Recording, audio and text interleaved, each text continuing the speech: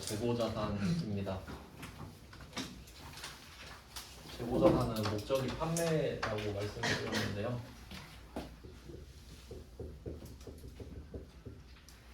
당좌자산은 특별한 목적은 없었습니다. 어떤 애들이 있나 보겠습니다. 우리는 제조업인데 제조업은 원재료를 삽니다. 제조라는 행위를 해야 되기 때문에 원재료는 원료랑 재료를 합친 말이죠. 원료는 화학적 재료, 재료는 물리적 재료, 뭐 이런 뜻이 있죠. 원재료를 사서 제품을 만들어요.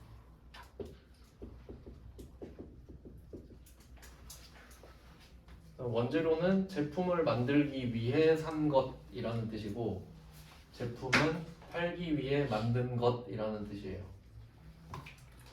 이제 완성도로 치면은 원재료는 완성도가 0%입니다. 맞죠? 원재료 사놓고 아무것도 안 했으니까 완성도 0%. 제품은 100%여야겠죠? 그러면 0에서 100% 사이인 애들도 있을 거 아니에요. 그러니까 왜 그게 존재하냐면, 우리가 물건 하나를 기준으로 보면은 당연히 원재료부터 제품까지 하나의 움직임으로 보는데, 회계는 12월 31일에 끊잖아요. 그러니까 12월 31일에 끊었는데 다 0%나 100%는 아니잖아요. 12월 31일 기준으로 봤을 때. 그럼 70%인 애도 있고 60%인 애도 있을 거 아니에요. 그럼 그런 애들을 뭐라고 부를 거냐? 부를 이름은 있어야겠죠. 그럼 걔가 제공품입니다. 제공품. 제공품. 제 생각에 이게 영어를 직역한 것 같은데, 영어로 work in process거든요. 그러니까 공정 중에 존재한다는 뜻이에요. 작업 중이란 소리지. 그래서 존재한다, 공정 중에 뭐 이렇게 해석한 게 아닌가 싶은데, 그러니까 결론은 덜 만들어지네요. work in process예요. 그럼 얘는 0부터 100% 사이죠. 그러니까 우리는 장부상의 세 개를 갖고 있는 거죠. 원재료도 갖고 있고, 제공품도 갖고 있고, 제품도 갖고 있고. 그리고 이때 이 제품을 만들어야 되기 때문에 이 사이에 굉장히 중요한 게 있는데, 원가 회계라는 게 있어요. 원가 회계. 제가 원가는 쓴 돈이라고 했잖아요. 그러니까 원가 회계가 엄청 중요합니다. 어떤 건지 대략 말씀을 해드릴게요. 원가 회계가 뭐 하는 거냐면, 우리가 자세히 하진 않거든요. 대충 느낌만. 여러분이 살면서 전기를 쓰잖아요. 1년 동안 전기를 총 얼마 썼는지 알 수 있죠. 뭐 가격이든 뭐 킬로와트든 이런 식으로. 그러면 여러분이 1년 동안 총 쓴 양을 확인했다고 할게요. 고지서 확인해서 금액으로. 그럼 총 1년에 얼마 썼는지 알죠? 그게 이제 총 비용이에요. 근데 누가 와서 물어봐요. 당신은 1초에 전기를 얼마씩 쓰나요? 라고 물어봐. 그럼 답은 저거 어떻게 알아요? 이게 답일 텐데 해봐요 라고 하면, 그럼 우리가 할 수 있는 방법이 뭐겠어요? 이 금액을 365로 쪼개고 24로 쪼개고 해서 1초당 얼마요? 라고 하겠죠. 그게 원가 회계예요. 그럼 그게 뭔 뜻이냐? 여러분 실제로 1초에 그만큼 썼어요? 아니잖아요. 초마다 다르지. 근데 그냥 그렇게 하자고. 그러면 여기 기아자동차로 예를 들어봅시다. 광주에서 스포티지 아마 만들죠. 그럼 스포티지 한 대 한 대 만들 때 가격이 똑같이 들어갈 거예요. 정확하게.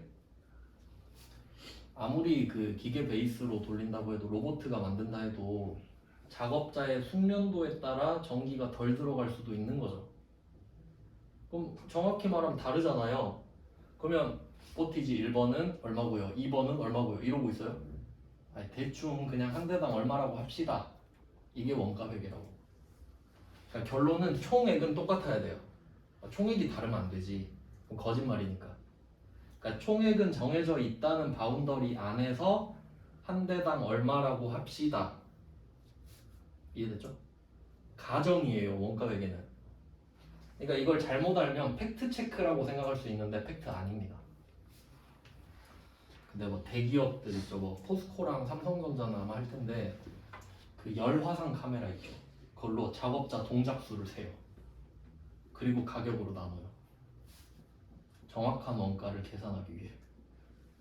근데 그거 원가 계산하려고 그 카메라도 사야 되잖아요. 그런 식으로 노력을 한다 이거지. 원가를 정확하게 하기 위해서. 왜냐면 이게 원가를 잘못 잡아버리면 물건을 잘못 팔죠. 옛날에 롯데제과가 그랬어요. 그 껌이랑 초코파이를 같은 데서 만들었나 봐요. 근데 원가를 잘못 매겨서 초코파이 팔 때마다 손해를 봤다 하더라고.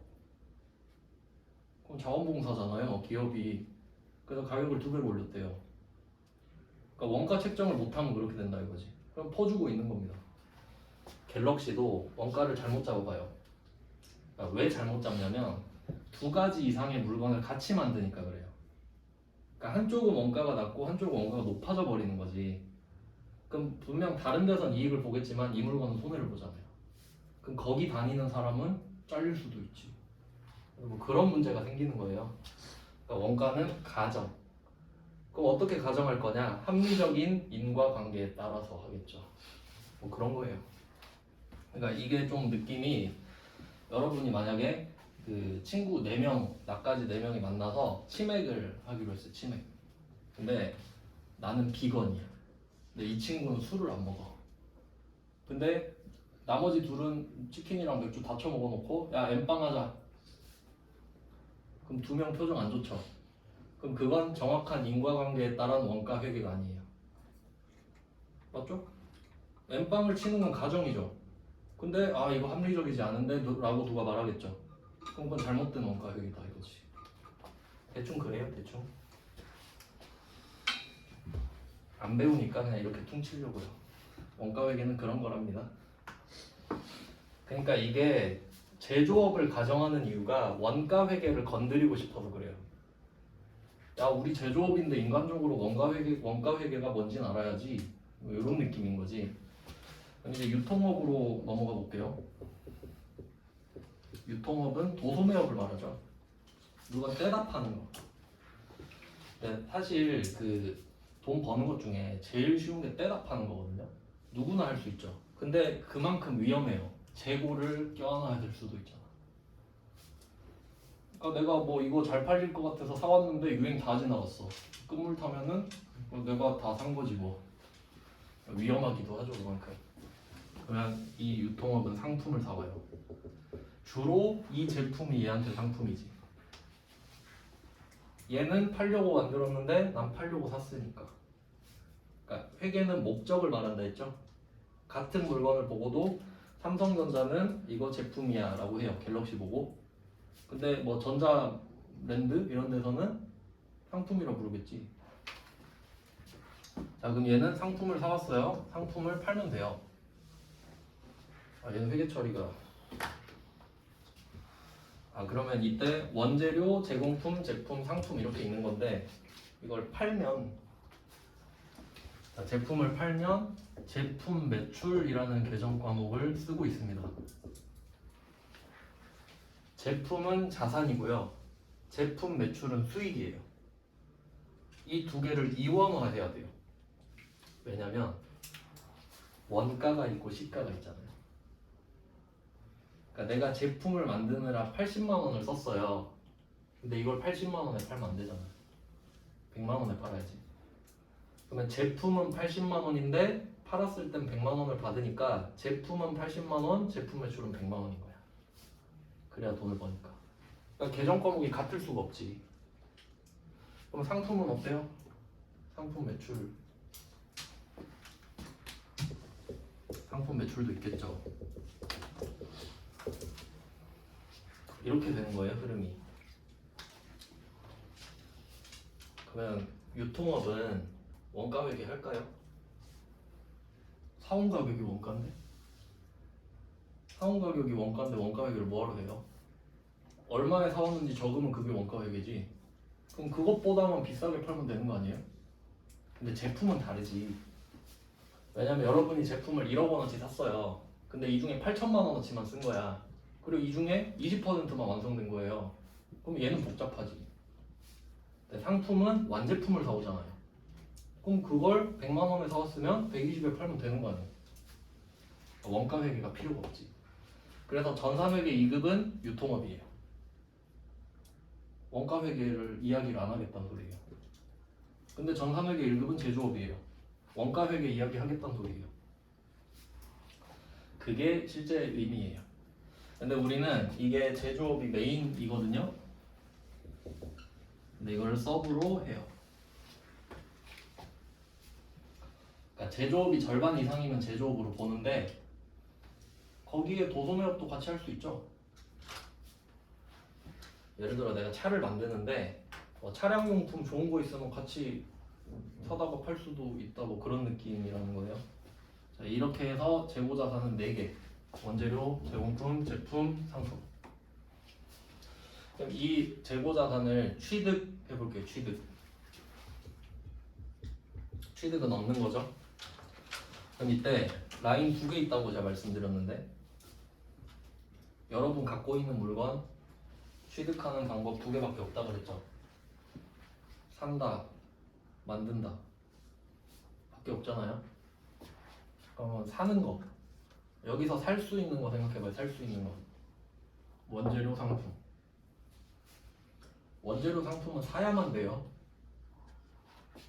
그럼 만들어야만 되는 거. 제공품, 제품. 외우는 거 아니죠? 보고 이해하면 되죠? 그렇군. 어쨌든 취득. 그래서 매입하는 거, 제조하는 거. 이해해요? 이거 막 외우라고 적어드린 거 아니에요. 그러니까 원재료를 취득했다 하잖아요. 그럼 걔는 매입 원가겠죠. 샀을 테니까. 그럼 제품을 취득했다 하면 제조 원가겠죠. 제조했을 테니까. 그렇다는 거예요. 네, 왜냐면 말장난치거든요. 자, 이렇게 정리를 했습니다. 이제 한번 팔아볼까요? 흐름은 일단 알았고 상품을 팔아보겠습니다. 어떻게 회계 처리가 되는지 이 부분이 사실 제일 중요해요. 제 생각에는 오늘 배우는 파트만 이해하면 회계는 끝납니다. 그러니까 실무 부분은요. 그러니까 뭐 계정 과목 외우는 거야 그냥 하면 되죠. 명단어 외우는 것처럼. 근데 결국은 구조를 알고 싶은 거 아니에요? 왜 이렇게 하는지, 이렇게 해서 뭐가 좋은지, 어떻게 되는지 그걸 해봅시다.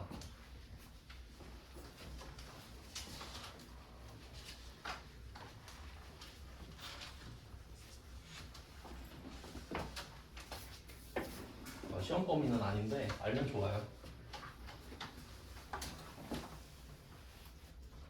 자, 그러면 상품을 사올게요. 상품이라는 자산을 78만 원짜리를 사올 건데 이거를 하나 사올 때마다 2만 원이 들어요. 운반비. 그럼 우리 앞에 단기 매매 증권 할 때 배웠죠. 자산을 취득할 때 취득 부대 비용이 들면 그 취득 부대 비용은 자산 가격에 더한다. 단기 매매 증권 빼고 라고 배웠죠. 그럼 상품은 단기 매매 증권 아니죠. 그럼 78만 원짜리 상품을 사는데 운반비가 2만 원이 들었어요. 그럼 상품의 가격은 80만 원. 됐죠? 78만 원 플러스 2만 원이에요.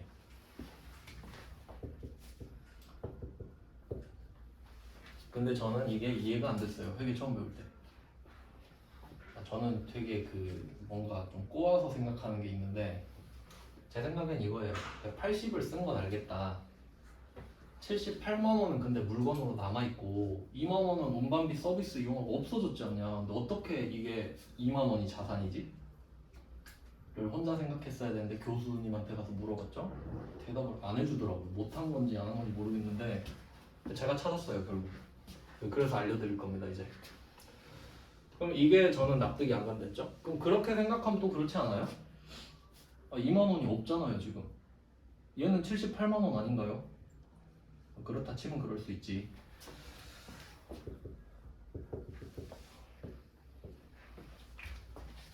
그럼 사왔을 때 상품 자산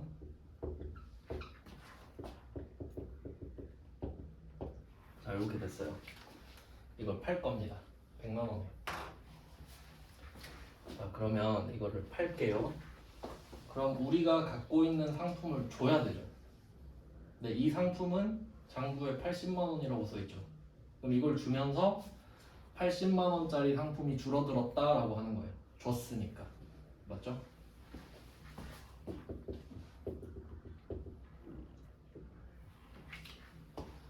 자산의 감소. 이렇게 되죠. 근데 이거 100만 원에 팔 거예요. 그럼 상품 매출은 100만 원이겠죠.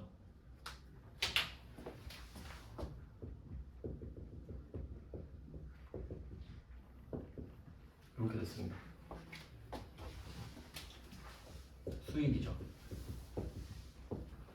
여기까지는 뭐 괜찮죠? 80 주고 100을 얻었다. 그리고 얘를 현금으로 받을게요. 외상은 복잡하니까 현금으로 받겠습니다. 여기까지도 괜찮죠? 그럼 결론을 생각하면 80 주고 100 받은 거네. 그럼 20 번 건 아시겠죠? 그 여기 한 칸이 비잖아요 지금. 이거 어떻게 할 거냐고. 제가 아까 비용은 수익에 대응돼야 된다고 말씀을 드렸습니다. 반드시. 이게 원칙, 예외라고 말씀드렸는데 일단 1번이 되는지 물어봅니다. 그럼 직접 대응이 된다는 게 무슨 말인지 봐봐요. 우리가 이 상품을 팔면서 100만 원을 벌었잖아요. 그럼 이 100만 원을 벌기 위해 얼마 썼는지 아나요? 알 수 있죠. 80만 원 썼죠. 정확하잖아요. 이 100만 원을 벌기 위해 80만 원 썼지 않습니까? 정확하죠. 그에 비해 출장비 100만 원 썼는데 출장비 100만 원 써서 매출액이 얼마나 느나요? 그건 알 수 없지. 그에 비해 1번은 얼마나 완벽합니까? 100 버느라 80 썼다. 그럼 이 수익에 대해서 비용이 나와야죠. 100 버느라 얼마 썼니? 얼마 썼죠? 80 썼죠. 80짜리를 줬잖아요. 그러면 이게 매출액이죠? 매출액 100원. 매출액 100원을 위해 쓴 돈이라고 해서 매출 원가. 제가 원가는 쓴 돈이라고 그랬죠. 매출액을 위해 얼마 썼니? 80원이요. 상품 매출 원가. 비용 80. 이렇게 들어가거든요.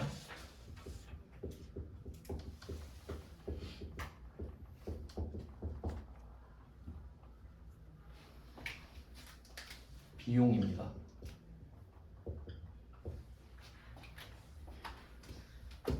근데 우리가 물건 팔 때 이렇게 안 썼잖아요. 우리가 뭐만 썼냐면 이것만 썼죠. 물건 팔 때. 이거는 이론적으로 제가 설명을 드린 거고 우리가 회계 프로그램을 쓰잖아요. 그럼 회계 프로그램이 어떻게 되어 있는지를 알고 그 구조를 이해하고 써야 되는데 이 윗부분은 안 써도 돼요. 컴퓨터가 해주거든요. 그것까지 설명을 드릴 건데 일단 이론부터 정확히 하겠습니다. 그럼 이 상황은 이해되시죠? 그러니까 이 상품 80만 원이 줄어들면서 100만 원의 수익을 창출했잖아요. 나는 80에 사왔지만 너한테는 100에 받아야지 하고 100 받았죠. 그럼 수익이 생겼으니까 회계가 물어봐요. 너 100번을 얼마 썼어? 아 이거 80 썼죠. 이렇게 되죠? 이 80이 줄어들면서 100이 생기고 80이 생기잖아요. 이 둘이 대응하죠. 바로 대응하잖아요. 그러니까 수익 100에 비용 80이니까 이익 20이 남죠? 그 이익의 20의 형태가 현금이잖아요. 이게 회계예요. 그럼 한 개 팔 때마다 20이 남는다는 걸 알 수 있지. 근데 이거를 가계부에 쓴다고 해보세요. 상품 살 때 80 따로, 물건 팔 때 100 따로. 그 연도가 달라지면 앞에 연도는 80원 쓰기만 했고 뒤에 연도는 100원 벌기만 했네. 이게 얼마나 바보 같은 거냐 이거죠. 그러니까 회계는 그게 말이 되냐. 그래서 이때 이 이의 비밀이 밝혀져요. 전 이걸 비용이라고 생각했는데 이제는 말할 수 있답니다. 그러니까 이게 이 상품을 100만 원에 팔았잖아요. 그리고 회계가 물어보죠. 이 100만 원 버느라 얼마 썼냐고. 그럼 우린 이렇게 말하죠. 이 상품은 78만 원짜리인데 제가 이걸 갖고 오느라 2만 원도 썼거든요. 그러니까 이 100만 원을 벌기 위해 80만 원을 썼어요. 라고 말하지. 그러니까 원가가 80이에요. 그 왜 그때 말 안 했냐? 그땐 수익이 없었어요. 라고 말을 해야죠. 수익이 없으면 비용을 못 잡는다 했잖아요. 그러면 3번으로 하면 되지 않냐? 얘는 그런 상황이 아니잖아요. 얘는 팔면 얼마에 팔아서 얼마를 썼는지 알 수 있는 애잖아요. 그러니까 기다린 거지.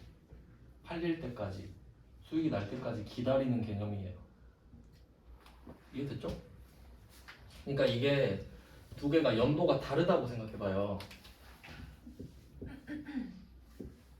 이 두 개가 다를 수도 있잖아요. 그럼 이때 얘를 비용 처리해버리면 비용 2만 원만 22년에 떠버리죠. 그리고 팔았을 때 뭐라 그래요? 100만 원 벌고 78만 원 썼다 그래요? 그럼 이상하잖아요. 그러니까 지금 이 한 거래에다 뭉쳐주고 싶은 거라고. 그러니까 기다리는 거지. 근데 단점은 안 팔리면 평생 자산이에요. 그럼 이걸 알면 여러분은 그 재고자산이 있는 회사를 봤을 때 재고자산 얼마 써있잖아요. 그럼 이게 취득 부대 비용도 합쳐진 금액이구나 까지 알아야지. 그러려고 배우는 거니까. 이해됐죠? 그러니까 재고자산이 뭔가요? 이런 거 배우는 게 아니라 아 재고자산에는 그 취득 부대 비용이 합쳐진 금액이겠네. 팔려야 비용이 되니까. 이걸 알아야 된다는 거죠. 그럼 이때 매출 원가가 직접 대응하는 거 맞죠? 상품 매출이라는 애랑 직접 대응하잖아요. 그리고 여기서 하나를 추가해 볼게요. 사실 이게 끝인데 우리가 물건을 파는데 좀 그 행사 같은 거 할 수 있죠. 프로모션을 하고 있어서 이 물건을 사시는 분한테는 배송비 공짜 이런 거 할 수 있죠. 사올 땐 2만 원이었는데 더 커져가지고 팔 때는 커질 리가 없겠구나 상품이라 3만 원으로 늘었다 할게요. 물가 상승 때문에. 그럼 이 100만 원짜리를 팔았기 때문에 3만 원을 내야 돼요. 운반비 내가 써야 되니까.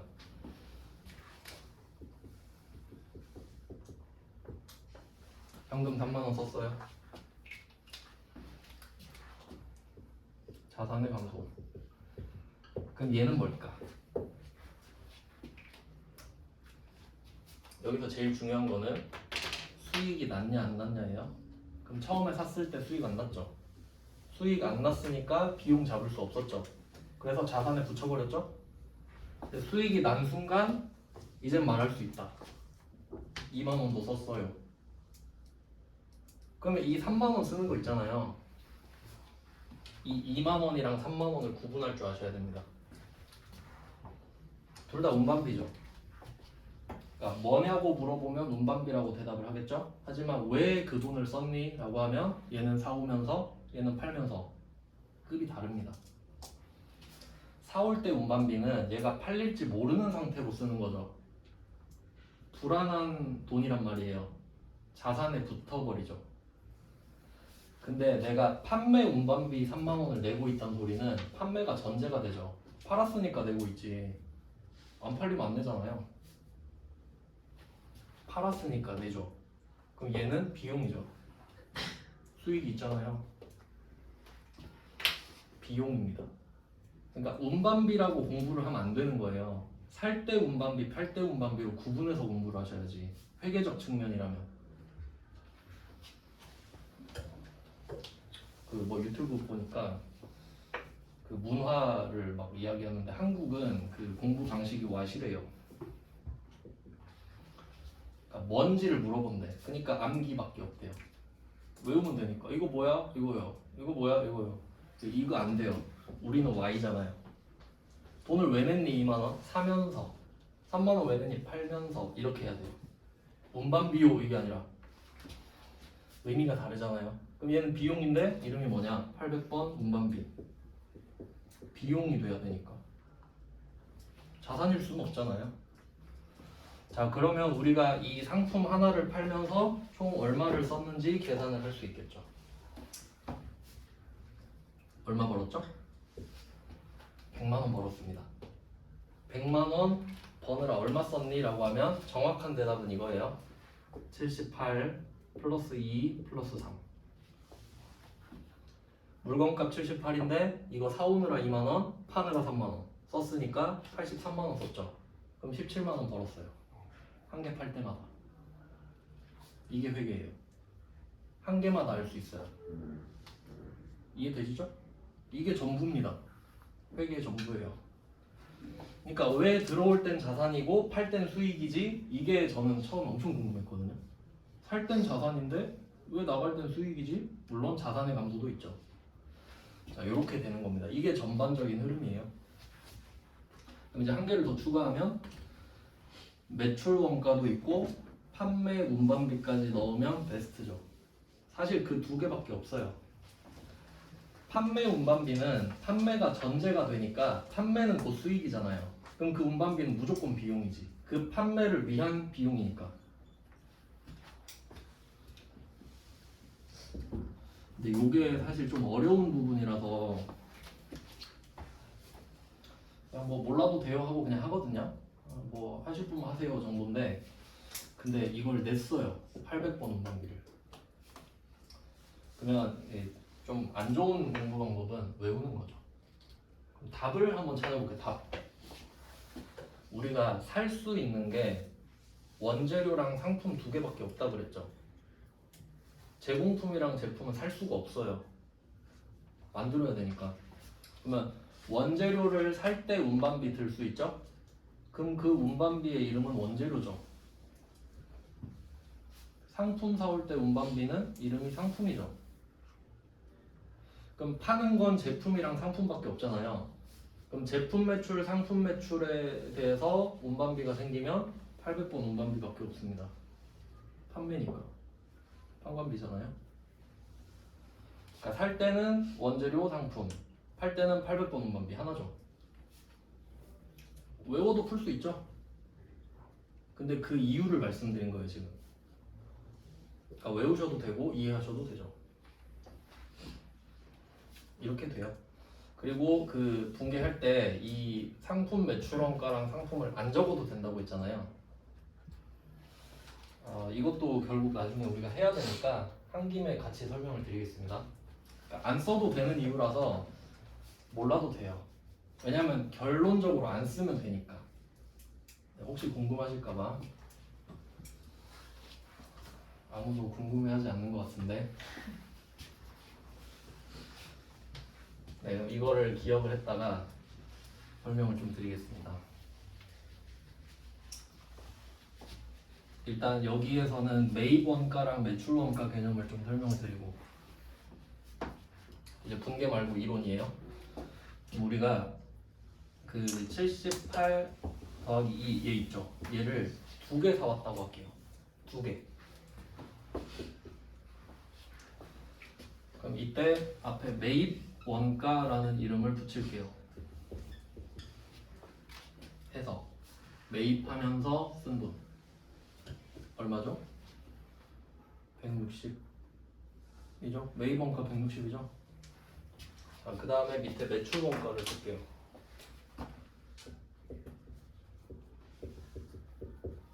매출 원가는 알 수 없습니다. 그럼 여기서 한 개 팔았다고 할게요. 한 개. 방금처럼. 그럼 매출 원가가 얼마였죠? 매출 원가만 80이죠. 78 플러스 2잖아요. 운반비는 원가가 아니니까. 그러니까 전체 개념으로 보면 매출 원가랑 판매 운반비 합쳐서 83이었는데 지금은 제가 매출 원가만 썼잖아요. 그건 80이죠. 요걸 이해해야 돼요. 매입 원가는 사면서 결정이 됩니다. 방금 내가 쓴 돈이 매입 원가니까요. 근데 매출 원가는 이거 해석 잘해야 되거든요. 자, 이런 좀 없어 보이는 말은 문구로 잘 안 남기는데 적어 놓을게요. 발린 것의 사온 가격. 이게 최선이에요.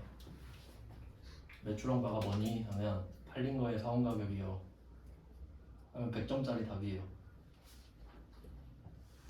매입원가 160이죠. 한 개 팔았잖아요.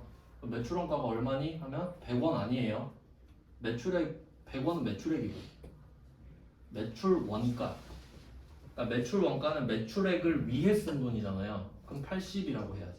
100 버느라 80 썼으니까. 이거 되게 중요한 거예요. 매출원가 뜻을 모르고 그냥 막 해요. 근데 제일 중요한 걸 안 하고 있는 거예요. 이거 모르면 뭐 어떻게 하겠어요 도대체. 아직까지는 그 서비스업은 뭐 매출원가가 없을 테지만 물건 파는 회사는 다 있겠죠. 제품 매출원가든 상품 매출원가든. 네, 뭐 되게 중요한 거다 이렇게 말씀을 드리고, 그리고 이제 안 써도 되는 이유.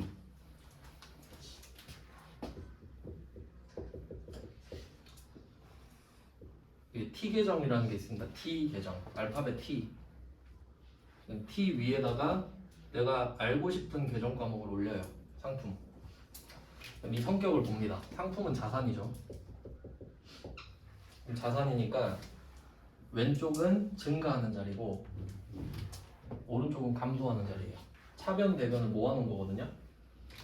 그러면 상품이 늘어나는 원인 두 개 있습니다. 첫 번째는 작년에 사온 상품이 안 팔려서 올해로 넘어온 거. 회계기간을 보통 1년으로 잡기 때문에 작년 회계기간이랑 올해 회계기간은 다른 걸로 보거든요. 그러면 작년 12월 31일은 남은 상품을 버리는 거예요. 지냈 딴에는 끝났으니까 회계기간이. 그럼 올해 1월 1일에 시작하면 그걸 주워서 시작하는 거지. 새로 시작하는 거니까. 그래서 그런 물건들을, 그러니까 실제로는 가만히 있는데 회계상으로만 던져주고 받고 이런 거예요. 그걸 전월 2월 이렇게 말해요. 전기 2월. 작년께 넘어왔다고. 그 기초재고라고 해요. 기초재고. 그러면 이 80원짜리를 10개 사왔다고 할게요. 방금처럼 이 80원짜리를 10개 사온 거예요. 아니 10개가 있었어요. 그러면 80 곱하기 10해서 800원 총액으로 할게요. 총액 800원이 있었습니다. 그리고 상품을 늘리는 방법은 사오는 게 있죠. 매입해서 또 800원 늘었다고 합시다. 이렇게 10개는 받았고 10개는 샀고, 그러면 이걸 합치면 1600, 이게 판매 가능 재고입니다. 다 팔 수 있죠. 자, 그 다음 줄어드는 거 생각하면 매출 또는 차기 2월이겠죠. 우리도 못 팔고 넘길 수도 있잖아요. 그럼 얘 기말. 그리고 팔리면 매출 원가입니다. 이게 중요한 게 여기에 매출액이 들어가면 안 돼요. 왜냐면 한 대 사왔을 때 80원이죠. 근데 여기서 100원으로 나가면 안 되지. 80원으로 들어왔으면 80원으로 나가야죠. 그러니까 급을 맞춰줘야 된다는 거예요. 그러니까 내가 얘를 사왔을 때는 상품이라는 애였지만 상품 보낼 때는 매출 원가로 줄어들었죠. 80원만큼. 매출액은 100원이니까. 그러면 이때 왜 매출 원가를 안 써도 되는지에 지금 설명드리고 있죠. 그러면 기초에 1월 1일에 요거를 자동으로 결산 때 돼요. 작년 결산 때. 작년 12월 31일에 이거를 해결을 합니다. 그리고 사올 때 당연히 적겠죠. 그러니까 우리 장부에는 1,600원이 써 있어요. 그러니까 들어오는 건 문제가 안 돼요. 다 해결이 되는 거기 때문에. 근데 아까처럼 80원짜리 하나를 팔았잖아요. 근데 여기 원래 80원 써야 되죠, 그럼. 근데 안 쓴다 그랬죠. 왜 그러냐면 12월 31일이 되면 결산을 할 거거든요. 그럼 창고 가서 세요. 그걸 몇 개 있는지 적어요. 여기 적는 칸이 따로 있단 말이에요. 그럼 잘 보세요. 1600이라는 건 써있죠 이미. 근데 한 개를 팔았잖아요. 그럼 실제로는 19개가 있는 거예요. 10개 10개니까 실제로는 창고에 19개가 있는데 우리는 나갔다고 적지 않았습니다. 그럼 장부에는 20개, 실제로는 19개. 됐죠? 그럼 왜 이렇게 하냐? 기말에 적는 칸이 따로 있어요. 너 몇 개 있어? 하니까 19개요 라고 하겠죠. 가서 눈으로 확인도 하니까. 암산이 안 돼가지고 1520원이네 그러면. 이렇게 쓰죠? 그러면 1600에서 1520을 빼요. 그럼 80이죠. 그럼 12월 31일에 80원이 매출원가로 잡혀요. 저절로. 이걸 적는 순간 얘가 해결이 돼요. 12월 31일에. 그러니까 어차피 12월 31일에 하면 되니까 적지만 이렇게 된 거지. 어차피 우린 계속 기업을 굴릴 거니까. 그래서 그때그때 얘를 안 써도 되는 겁니다. 하지만 실제로 한 개 팔릴 때마다 그 이론은 적용이 되는 거라는 거죠. 알겠죠? 그러니까 이론적으로 먼저 말씀을 드리고 프로그램 쓸 때는 안 해도 된다고. 이 두 개가 같이 해결이 되니까. 결론은 안 써도 된다. 그러니까 상품 매출 100원, 현금 100원만 쓰면 된다는 소리예요. 그럼 그건 킵해놨다가 예를 들어 이게 10개가 쌓여 있을 수도 있잖아요. 80원씩 10개. 그럼 이게 기말에 800원 이렇게 되겠죠. 그럼 800원 적는 순간 얘가 800원으로 찍혀요. 총액이 1600이니까. 그래서 안 해도 된다. 그 얘기를 한 거예요. 자, 그럼 아주 중요한 걸 했고요. 이제 문제를 풀어보죠. 오늘은 간단한 것만 하고 끝내겠습니다. 81번이죠. 14페이지에.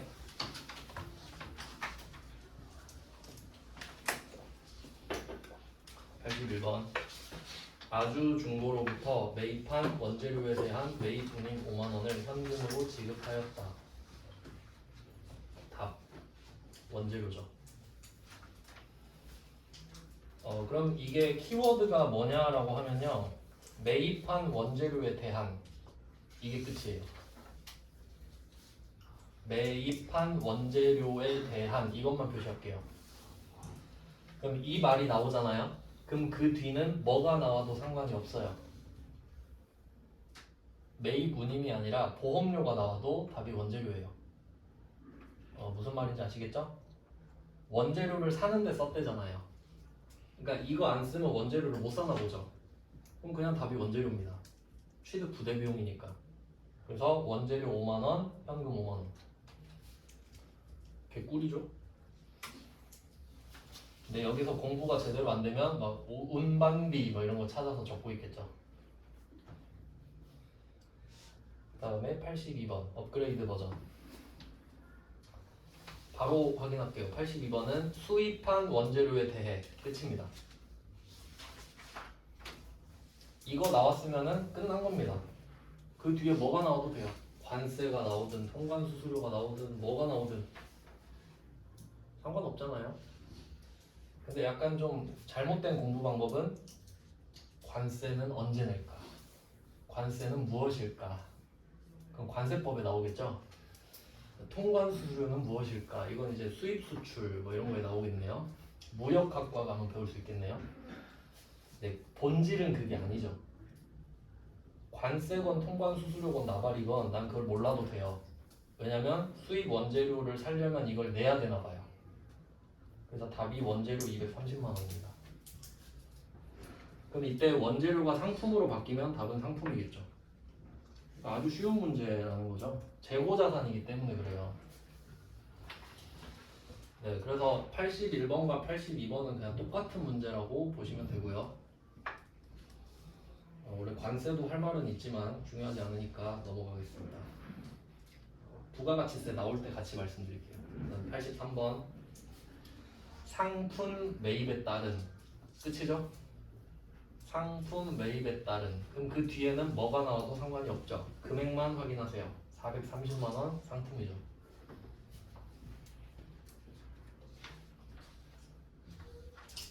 그러니까 좀 본질을 파악하면 이렇게 쉽게 문제를 풀 수 있습니다. 뭐 더 이상 따질 게 없잖아요. 그래서 뭐 나올 수 있는 후보들로는 뭐 매입 운임, 여기 나오는 관세, 통관 수수료, 뭐 하용료, 보험료, 기타 등등 필요 없죠. 그냥 원재료 상품이 되겠습니다. 그 다음에 84번 여기다 중요 표시를 좀 해주시고요. 그러니까 지금 81, 82, 83이 방향이 같다는 건 아시겠죠? 그리고 특히 그 중에 83번과 84번을 비교 표시하셔야 돼요.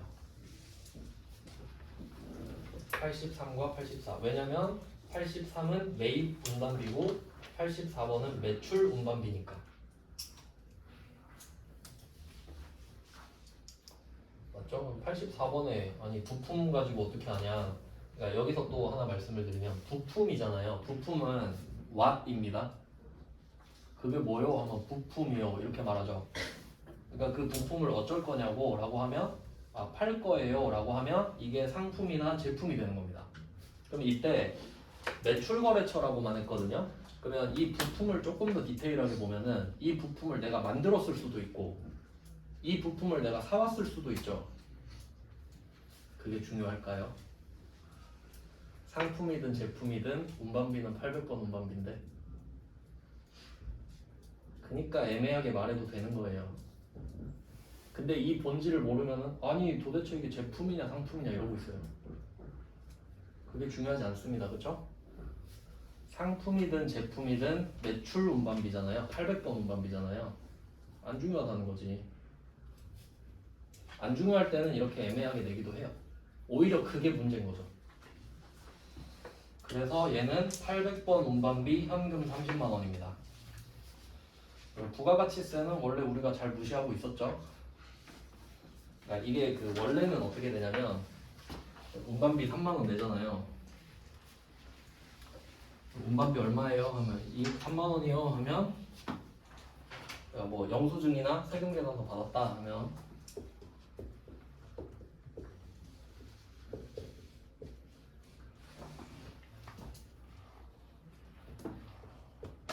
이렇게 돼 있을 겁니다. 그러니까 실제 운반비는 27,273원이고 부가가치세가 여기 10% 2,727원 해서 3만 원이에요. 원래는 이런데 무시하라고. 그러니까 그냥 3만 원으로 하시죠 이렇게 된 거예요. 원래는 구분기재 해야 되거든요. 그 말이에요. 아직 안 배웠으니까. 이렇게 생긴 숫자 많이 보셨죠 영수증에서. 그럴 수밖에 없지. 일단 오늘은 쉬운 거를 했어요. 취득 부대 비용이랑 운반비 이론이 좀 중요했고요. 오늘은 여기까지 하고 내일 이제 나머지 재고자산 파트 보고 이제 진도가 좀 빨리 나가거든요. 네, 고생하셨습니다. 수고하셨습니다.